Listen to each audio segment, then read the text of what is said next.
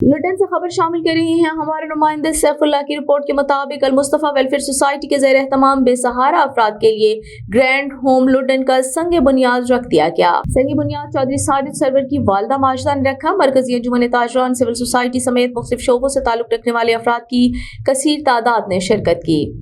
تفصیلات کے مطابق لٹن میں المصطفیٰ ویلفیئر سوسائٹی کے زیر اہتمام چلنے والے بے سہارا افراد کے لیے گرینڈ ہوم کی نئی بلڈنگ کا سنگ بنیاد رکھ دیا گیا۔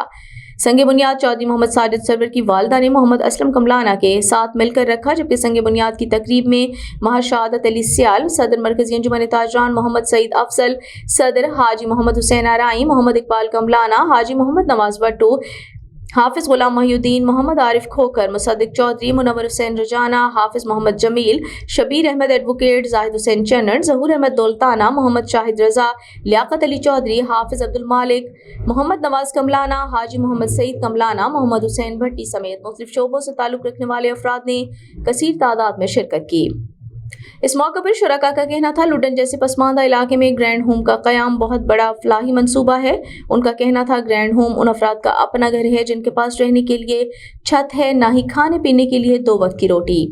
ان کا مزید کہنا تھا مخیر حضرات کے تعاون سے اس بلڈنگ کو جلد مکمل کر لیا جائے گا۔ شرکاء کی طرف سے المصطفیٰ ویلفیئر سوسائٹی اور محمد اسلم کملانہ کے اس احسن اقدام کو خوب سراہا جا رہا ہے۔